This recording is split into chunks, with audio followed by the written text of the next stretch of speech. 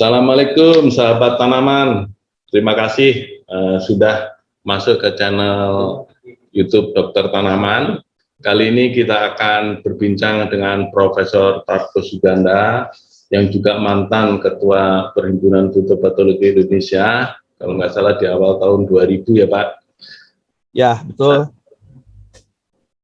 Beliau adalah guru besar dari Universitas Padjadjaran. Beliau lulus S3 di tahun 95, ya 1995 dari University Minnesota, USA. Banyak award yang telah beliau dapatkan, baik dari pemerintah Indonesia, dari Universitas Padjadjaran maupun dari Minnesota sebagai alumni yang berprestasi. Seperti nanti kita bisa lihat pada slide yang akan kita tunjukkan. Beliau juga punya banyak interest dalam berbagai riset, antara lain induce resistant, botanical pesticide, dan juga inovatif teaching. Baiklah, kita akan tanya langsung saja ke beliau, tamu kita yang istimewa ini. Assalamualaikum Prof. Tarkus. Waalaikumsalam, Prof. Budi, apa kabar? Baik, alhamdulillah. Sehat ya Pak? Betul ya. Senang sekali kami bisa lebih mengenal kiprah Bapak di bidang riset dan pendidikan fitopatologi. Nah, sebagai pembuka bincang-bincang kita, bisakah Bapak menceritakan ya pengalaman riset khususnya sebagai ahli penyakit tanaman? Baik, terima kasih Pak Budi. Jadi di S1 saya risetnya itu tentang penyakit layu bakteri, pengujian resistensi ya, resistensi. Kemudian S2 juga sama gitu, nggak tahu bagaimana kok S2 juga uji resistensi, tapi pada tanaman barley karena kebetulan di Amerika ya di tempat saya. Nah, penemuan yang saya lakukan itu waktu S2 adalah bagaimana menguji, kan pemuda tanaman itu menghasilkan tiap tahun menghasilkan paritas, bukan paritas ya, tapi genotip baru yang sampai ribuan jumlahnya, ya karena itu kadang-kadang mereka tuh rugi juga kalau dievaluasi di lapangan, karena ternyata sudah ditanam capek-capek di lapangan karena saya yang mengerjakan ya. Saya usul ke dia bagaimana kalau ujinya di lab, di rumah kaca dulu gitu. Kita lihat nanti apakah ada reaksinya sama nggak di lapangan dengan di ini. Jadi saya uji coba selama setahun. Ternyata hasilnya tidak perlu capek-capek. Artinya yang diuji di lapangan adalah yang resisten di rumah kaca gitu. Penyakitnya penyakit dead blots ya. Dan jadi setelah itu pengujiannya di tempat saya itu akhirnya pengujiannya sudah tahap lanjut. Jadi yang resisten saja gitu di rumah kaca baru diuji di lapangan gitu. Jadi itu di S2. Nah di S3 juga ternyata saya juga pindah ke tanaman kentang. Penyakitnya waktu itu adalah verticillium. Verticillium itu saya udah coba di Indonesia pada saat kembali dari sana tidak ditemukan. Ya, tapi nggak tahu kalau sekarang ya. Verticillium itu penyakit menyebabkan layu, bukan layu sih sebenarnya, early senescence. Jadi cepat sekali tua gitu. Jadi petani menyangkanya tanaman kentangnya siap panen gitu. Jadi umurnya jadi pendek gitu. Ternyata kan itu sangat merugikan karena kentang kan dihitungnya bukan tapi berat kan. Jadi artinya mungkin kalau kentang itu seharusnya satu umbi itu bisa katakan 10 gram gitu. Maka karena early senescence dia hanya 8 gram, rugi dong petani gitu. Nah, cara yang saya lakukan adalah itu karena menyerangnya pada batang, jadi susah sekali dideteksinya. Karena mirip dengan yang tua saja gitu. Nah, saya mencoba waktu itu belum ada PCR, belum apa ya waktu itu ya kita ya. Jadi saya memeras cairan batangnya. Di cairan batangnya kemudian dipletkan ke agar, dihitung jumlahnya gitu. Nah, jadi ternyata kalau yang banyak jumlahnya dan memang rentan gitu, yang resisten ya sedikit jumlahnya gitu. Jadi itu kira-kira hanya dia lebih banyak ke uji resistensi dan lebih banyak ke metode gitu saya tuh. Itu mungkin riset saya Pak Budi ya. Dan riset saat ini apa saja kalau Nah, kalau riset saya sekarang udah seperti kutu loncat ya. Loncat tuh begini ceritanya. Saya pertama kali riset tentang katakanlah pestisida botani ya, soil bond, terus banyak lah. Tapi kemudian kan muncul asisten-asisten baru ya, dosen muda yang kemudian ikut saya diteruskan. Saya tidak boleh dong sama ya, saya ubah lagi, pindah ke industri asisten, pindah ke nano gitu. Pernah tuh di nano juga gitu. Jadi akhirnya kehabisan karena itu akhirnya risetnya ya mereka yang tidak dilakukan oleh teman-teman saya sekarang gitu, yang saya lakukan gitu. Makanya itu diantaranya sekarang masih keblas masih lah gitu ya. Terus sama penyakit-penyakit hortikultura. Itu mungkin Pak. Menarik sekali nih perjalanan dan pengalaman Prof. Tarkus nih, dari evaluasi resistensi tanaman, fungisida nabati, sampai nano-nano juga ya, nanoteknologi. Ya, nano permen ya. Sampai inovasi metode pembelajaran yang akhir-akhir ini. Nah, mengapa ya sekarang selain riset bidang fitopatologi, Prof. Tarkus juga tertarik ya menekuni riset tentang inovasi metode pembelajaran? Ya, itu pertama sih alasannya ini sesuai ya dengan zamannya ya. Jadi kalau saya lihat sih secara umum ilmu penyakit tumbuhan itu kan tidak bedanya dengan ilmu kedokteran. Ya, sama aja, hanya kita objeknya tanaman, mereka objeknya manusia gitu. Atau dokter hewan gitu. Dan kita tuh lebih sulit karena kita tidak bisa diajak komunikasi itu pasiennya ya. Kita harus gitu. Nah, sementara pembelajaran di bidang kedokteran itu sangat maju. Mereka terus berkembang, jadi mencoba cara baru. Terus saya berpikir kenapa di kita tetap begitu-gitu aja ya gitu. Jadi tidak ada perubahan gitu. Ya, terus kemudian juga hal yang lainnya adalah generasi mahasiswa sekarang. Mahasiswa sekarang kan generasi Z ya. Generasi Z itu tidak maulah mendengarkan kuliah selama jam kuliah gitu. Mereka cepat bosan. Itu mereka tertarik perhatiannya 8 detik. 8 detik udah tertarik, kemudian 10 menit kemudian paling lama mereka udah bosan. Ya, jadi mereka udah langsung pindah ke HP, segala macam gitu.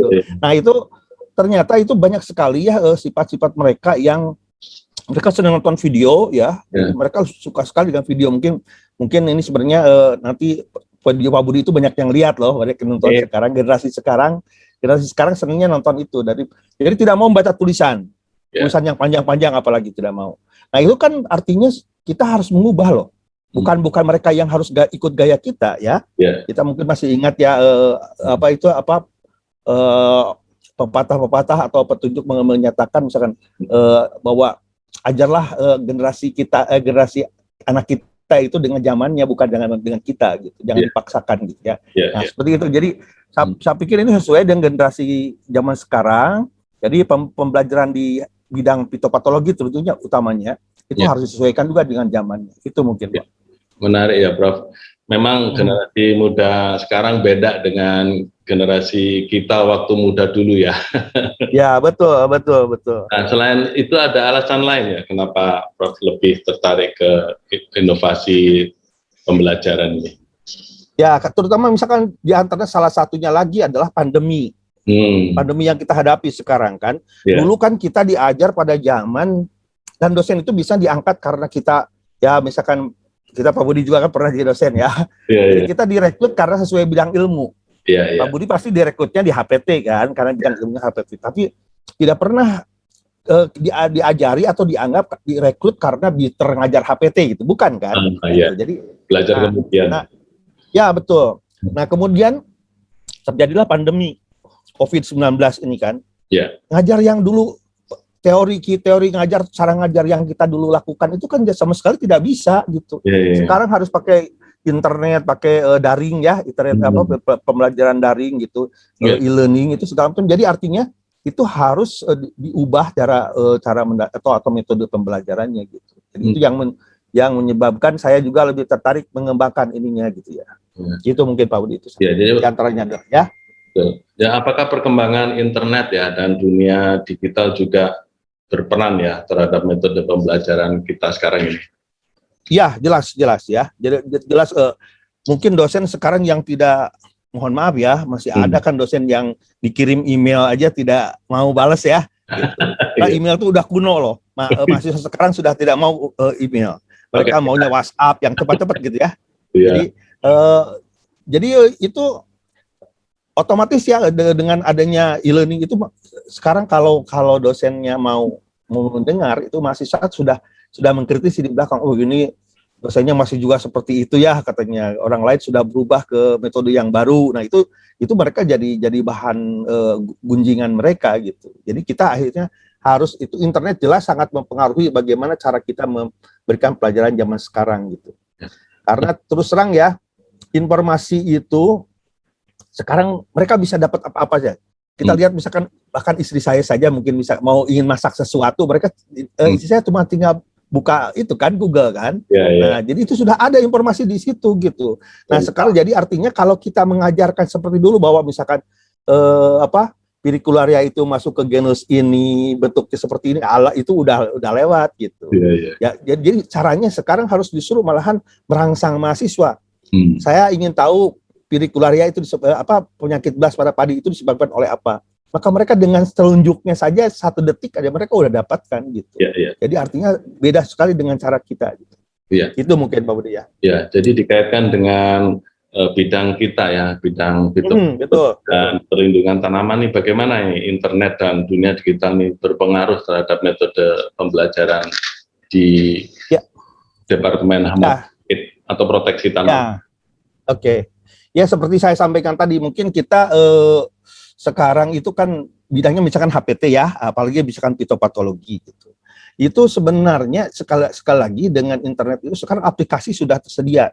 Misalkan umpamanya bagaimana mendeteksi. Kalau dulu kan misalkan umpamanya serangga aja digambar sama kita kan. Itu gambar, ini femur, ini tabia, ini tarsus atau apalah namanya ya gitu. Nah itu sekarang itu sudah ada tuh hanya tinggal aplikasi aja dipijit misalkan. Ini tanaman ini terserang Phytophthora atau terserang apa, tinggal dia scan pakai HP, maka dia muncul gitu langsung jawabannya. Jadi itu akan mengubah bukan hanya kita cara ngajarnya, materi ajarnya, termasuk ujiannya Pak Budi. Betul. Karena ujiannya itu kita tidak bisa, misalkan pokoknya itu mereka bisa langsung, kalau HP diperbolehkan bisa langsung ini gitu, bisa langsung cari itu jawabannya apa gitu. Ujian praktikum misalkan ya, praktikum kita kasih gambar ya atau kasih preparat gitu. Mereka ketawa tuh, ya itu pijit aja Pak, kata di internet juga ada. Gitu. Nah itu yang jadi aplikasi itu sangat banyak sekarang beredar, termasuk juga bahkan yang saya jadi pertimbangan sekarang gini, apa masih perlu kita ada bidang HPT khusus gitu? Karena misalkan orang HPT harus belajar misalkan cara mencampur pupuk, itu ada aplikasinya. Dan orang budidaya misalkan bagaimana mengendalikan ini di aplikasinya sudah ada gitu. Nah itu yang harus kita pikirkan bersama-sama. Bagaimana sih sebenarnya kita sekarang mengajar dengan metode baru gitu, tetap HPT-nya tetap harus ada gitu. Cuman bagaimana agar kita tuh punya kelebihan gitu. Kalau bisa sih tidak didengar jurusan lain gitu.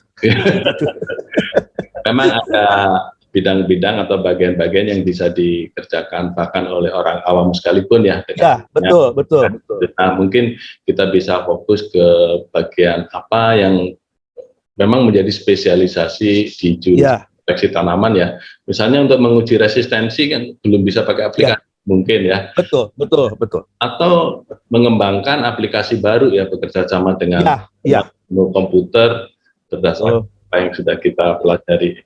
Kami pun di operasional plantation sudah membuat juga aplikasi untuk identifikasi dan monitoring penyakit akasia dan eukaliptus ya, paling tidak di pembibitan. Nah ini bisa menjadi keharusan ya di pertanian yang makin maju ya, precision agriculture, kalau di forestry ya memang penting sekali. Nah selain teknologi nih Pak, faktor apa lagi yang turut mempengaruhi perlunya dilakukan inovasi pembelajaran ini?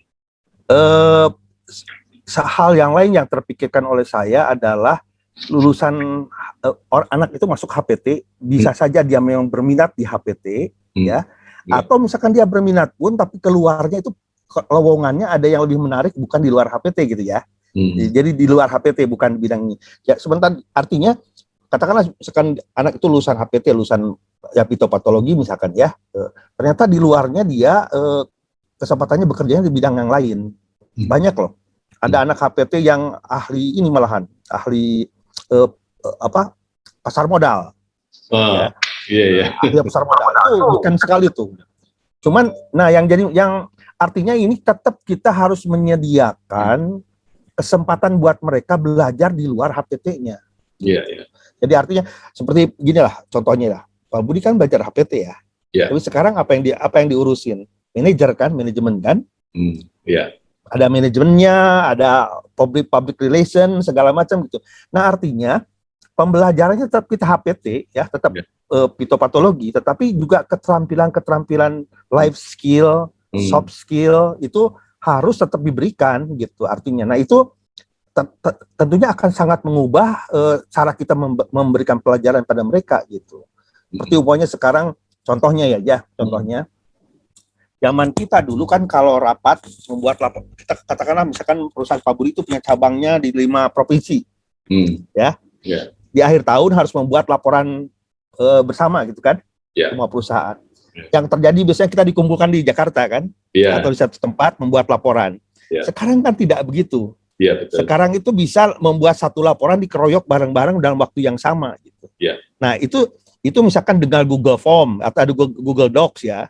Nah itu jelas akan mengubah cara kita mengajar. Dan saya misalkan umpamanya membuat salah satu contoh juga keahlian mahasiswa itu adalah bidang kerjasama, harus mampu bekerja sama dengan orang lain. Nah yang saya ajarkan adalah bagaimana kalian membuat laporan bersama atau menulis makalah bersama menggunakan Google Docs di rumah masing-masing karena sekarang lagi online gitu ya. Nah itu saya ajarkan gitu. Itulah yang akan harus mengubah metode pembelajaran kita gitu ya. Jadi bukan. Kebetulan sekarang kan sedang pandemi COVID. Ya betul. Jadi memang sangat berpengaruh ya ini, dan betul. Nih metode pembelajaran saat ini yang dilakukan di proteksi tanaman. Di proteksi tanaman ya artinya kita contohnya saja umpamanya sekarang kita misalkan dalam identifikasi ya. Jadi setiap mahasiswa tentunya kan kalau ini kan bukan lockdown ya. Artinya tidak boleh keluar rumah lah. Dan di sekitarnya ada yang mungkin mengamati penyakit-penyakit pada sayuran yang di bawah si tukang sayur gitu. Atau di pasar atau di pertanaman sekitar perumahannya. Kemudian mereka membuat kelompok dan mereka akhirnya mengidentifikasi terus ya sampai ke bagaimana cara pengendaliannya. Misalkan kalau sayuran si emang itu bagaimana sih pengendaliannya gitu ya. Mungkin cara karena itu sudah datang dalam bentuk seperti ya kalau kita beli sayur kan, kalau di pasar habis langsung oke, nggak jadi masalah. Tapi bagaimana misalkan dia menyimpan di kulkasnya. Nah itu dan itu kita langsung mereka harus praktek, kemudian mereka melaporkan gitu. Tentunya kita juga arahkan bagaimana mencari kepustakaan tentang misalkan penyimpanan sayuran segar yang terkena penyakit, misalkan cabai gitu ya. Kalau cabai kan artinya kalau kita cabai yang terinfeksi antraknos disimpan di bungkus plastik kan itu otomatis dia akan busuk semua gitu. Nah itu sampai ke praktiknya seperti itu. Jadi sekarang praktikumnya tidak ke kampus, tapi kita cari metode-metode lain yang tetap menggunakan kerjasamanya ada, gitu, observasinya ada, identifikasinya ada, gitu. Jadi walaupun mungkin umpamanya tidak melihat di bawah mikroskop, tapi kita ajarkan ke mereka bagaimana sih sebenarnya mikroskopiknya, gitu. Itu kan ada di internet. Seperti itulah kira-kira. Memang menarik sekali mengenai metode pembelajaran, apalagi situasi sekarang ini ya. Nah, apalagi yang mendorong Prof. Takus ini terus mendalami masalah inovasi metode pembelajaran ini? Ini sebenarnya Pak Budi ini masih terus prosesnya berlanjut ya. Karena sekali lagi untuk setiap mata kuliah, bukan hanya mata kuliah, tapi juga untuk setiap materi ajar, misalkan umpamanya ya kalau harus 16 kali pertemuan gitu ya. Mungkin pertemuan pertama cocok dengan penjelasan ya, sinkronus orasi gitu penjelasan. Tapi yang berikutnya kan beda-beda gitu. misalkan untuk identifikasi bagaimana, itu sebenarnya membutuhkan kreativitas dari kita. Jadi belum ada bakunya, belum ada bakunya dari misalkan untuk ini harus bagaimana, tapi itu membutuhkan sekali lagi kreativitas kita gitu. Nah sebenarnya ini adalah sekali lagi ajang mungkin ya, saya sih menghimbau PFI menjembatani gitu ya, mengkompilasi pengalaman-pengalaman, metode pembelajaran baru, terutama dalam saat pandemi seperti ini, kemudian ya dikompilasi dan dibukukan kalau perlu gitu. Jadi bersama-sama gitu. Nanti dari situ terserah, mungkin judulnya nanti ada cocoknya misalkan untuk pemahaman gitu, untuk pengambilan keputusan caranya begini, ya. Untuk pemahaman seperti ini, untuk observasi seperti ini gitu ya. Itu yang belum ini sih. Saya masih terus mengembangkan untuk setiap ini, setiap mata kuliah gitu ya. Untuk setiap mata kuliah dan untuk setiap tatap muka, gitu. Topik juga termasuk topik ya. Gitu. Luar biasa, banyak hal yang memang perlu Nah, sebagai rangkuman nih, tadi Prof. Tarto banyak menyampaikan banyak hal. Nah, ini pesan-pesan sebagai rangkuman ya kepada para dokter tanam, khususnya yang pengajar ya. Ya, jadi yang pertama mungkin bahwa sekali lagi tadi mengingatkan ya bahwa bidang fitopatologi ini tidak jauh berbeda dengan kedokteran. Kedokteran manusia ya. Itu adalah inovasi pembelajaran di mereka itu. Kalau search aja inovasi pembelajaran pasti arahnya ke itu. Jadi artikel-artikel yang muncul itu dari orang-orang kedokteran gitu. Sebenarnya untuk penyakit tanaman bisa kita mengeksplorasi atau bisa kita meniru mereka gitu. Ya kan itu PCR juga dari mereka ya, kita pakai di kita gitu ya. Jadi itu kita sebenarnya diuntungkan juga, untungnya karena tanaman itu kan kalau mati tidak diprotes. Beda di manusia ya. Yang manusia. Jadi itu perkembangan yang metode pembelajaran di dunia kedokteran itu perlu kita tiru ya, ya. Yang pertama, mungkin yang kedua adalah mengajar itu sekali lagi jangan hanya hard skill, jangan hanya bidang ilmu fitopatologi, gitu. Tetapi harus ditambahi dengan bagaimana soft skill-nya, bagaimana menerapkannya, bagaimana misalkan menggunakan misalkan inovasi, kreativitas gitu ya, itu harus juga diajarkan. Selain ini, topiknya tetap kita menggunakan fitopatologi ya, topiknya, bahasannya gitu. Tapi caranya itu yang juga harus ditambahkan kemampuan. Jadi kalau ilmu fitopatologinya kan disebut hard skill ya. Nah, sedangkan soft skill-nya itu yang perlu kita ini kan, dan itu adalah kita perlu meminta pendapat dari kayak Pak Budi gitu ya. Pak Budi, apa sih lulusan kita ini dibutuhkan tuh, diperlukan kerja seperti apa gitu. Nah, itu yang nanti mungkin sebagai dosen tamu gitu ya. Atau informasinya kita gunakan. Ya, kemudian dosen itu yang ketiga mungkin saya berharap sih dosen itu mau mencoba gitu hal baru. Jangan hanya dulu saya juga diajarkan begitu kok bisa begini, saya bisa jadi profesor dengan diajar seperti itu. Iya, itu zaman kita gitu. Zamannya sekarang sudah berubah, sudah lain, jadi kita harus mau uji coba gitu. Nah, yang keempat mungkin adalah tadi itu saya berharap PFI itu mewadahi ini. Ada sesi lah, ada sesi tentang pembelajaran gitu. Boleh aja, misalkan nanti Pak Budi juga bisa nih, misalkan umpamanya membuat tayangan berikutnya pengalaman seseorang dosen fitopatolog ini tentang mengajarkan ini gitu. Nah, itu bisa sangat informatif buat yang lain. Dan yang terakhir adalah mungkin kita harus adaptif dengan saintek ya. Kita tidak boleh lagi tidak terbayangkan lah ini dengan adanya teknologi ini kita bisa membuat acara seperti Pak Budi ini sekarang nih. Ini sangat diapresiasi ini. Nanti saya sebarkan ke teman-teman. Amin. Terima kasih. Kita jangan lihat fitopatologinya tapi esensinya gitu. Esensinya bahwa pembelajaran itu harus. Itu mungkin Pak Budi.